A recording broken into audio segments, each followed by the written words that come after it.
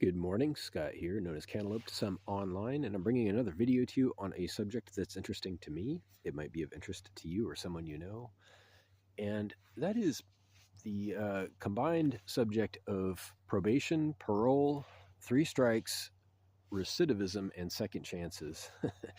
All these things are pretty closely connected, and you might know what I'm talking about.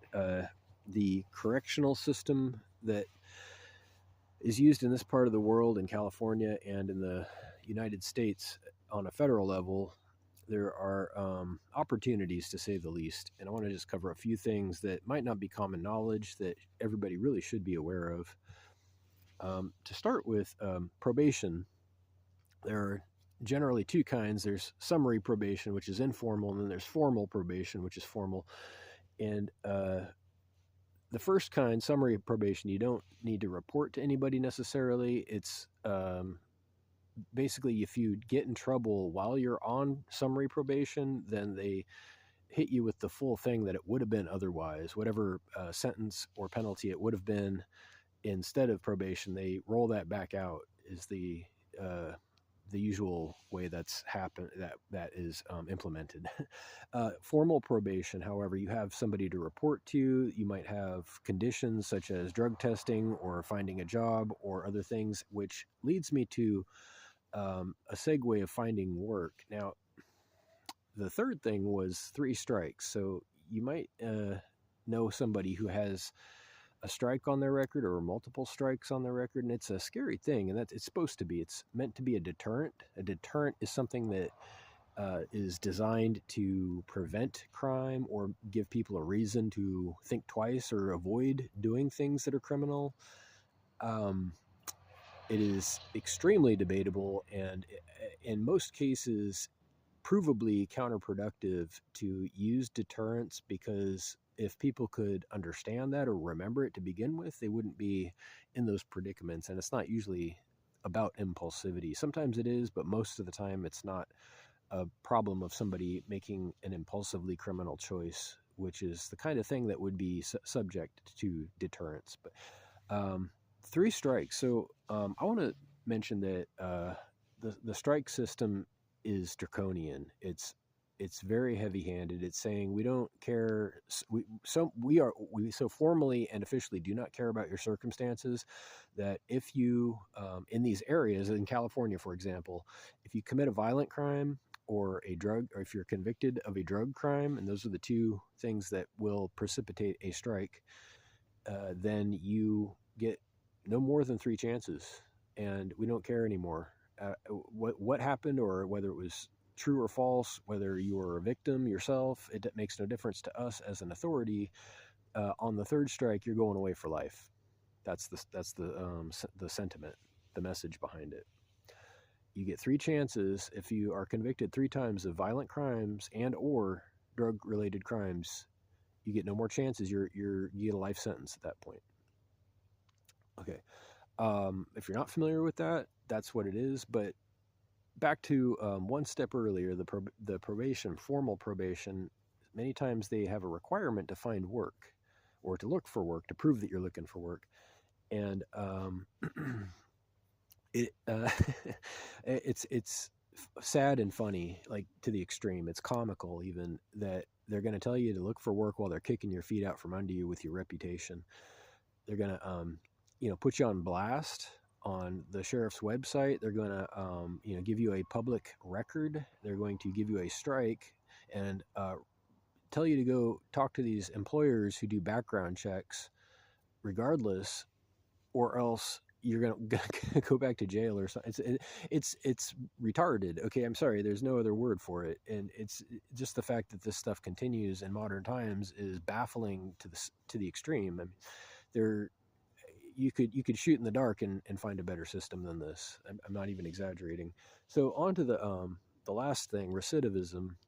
All of these difficulties combined, which are piled onto people who have, for whatever reason, found themselves on the wrong side of the law, make it extremely difficult for them to get back on their feet. If, whether it was a mistake or not, and people do make mistakes, another problem or opportunity of our system is that we fail to differentiate between mistakes and intentional crimes. We say that the law is blind and it's supposed to be applied unilaterally, equally to everybody.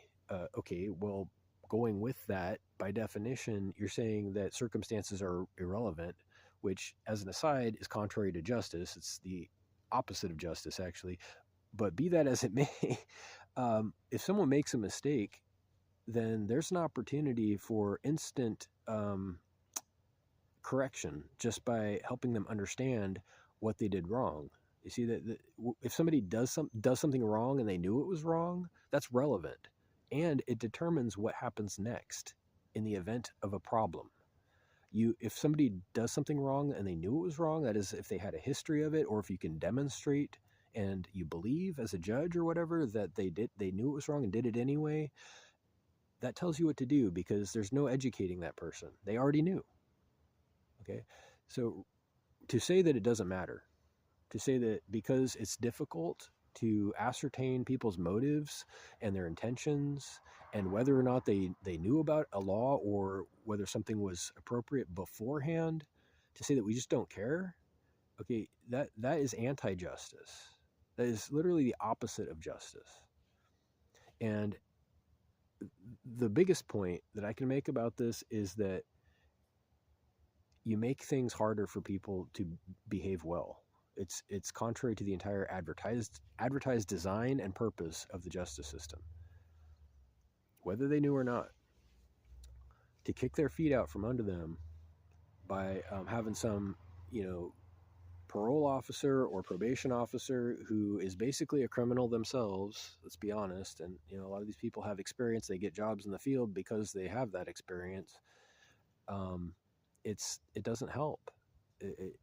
And really, if we're being honest, and this is my biggest concern, just over 7 minutes, my biggest concern is that they know all this stuff already. This isn't a revelation. This isn't an epiphany for anybody who is in a position to change this stuff, or who works in the field. They already know that the ultimate purpose of all this stuff isn't to correct behavior at all.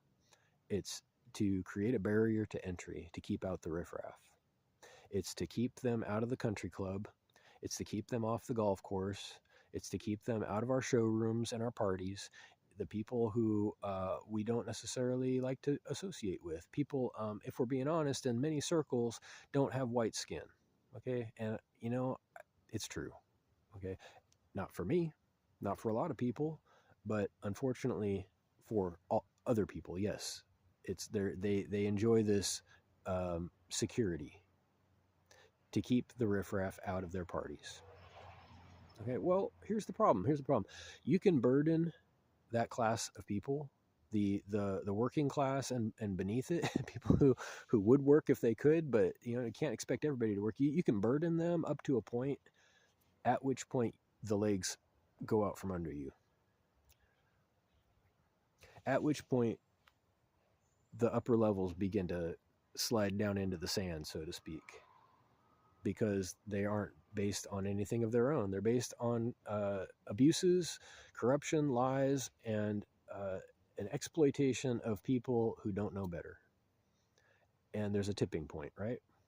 There's a tipping point where you can only take so much advantage. You can only sell people so far down the river that there's just no more to take. And it flips on you. This is what we call revolution. This is the basis for every revolution throughout human history. The upper class taking too much advantage, lying too hard, just being dirty, rotten, filthy, greedy, selfish, all these words, kleptomaniacs, right? They'll take what you allow them to take, what you settle for them taking from you. They'll take as much as they possibly can. If you let them make you rub their feet, that's what your job is every day, figuratively or literally.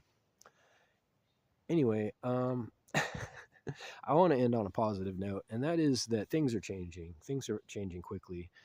It cannot continue. Like I said, this is what we call an unsustainable, unsupportable situation. And you just simply cannot continue to take from a system without giving back to it. At some point, it will either collapse or it will fight back somehow. And this is what I'm seeing happening. This is what happens with civil war. Civil war is a group of people who have a better understanding of things and who refuse to do the wrong thing. After being pushed too far, they refuse to do the wrong thing. So anyway, I'm looking for the light in this thing. The light is that the party with better philosophy, with superior morals, with superior ideas and behavior, ultimately always wins because they have the greater center of gravity. They collect the most people, they have the greatest stamina, and they will eventually be victorious every time. History favors not just the brave, not just the victorious, but people with better morality, if you ask me. So reach out with questions or comments to whitehotrobot@gmail.com. Thank you.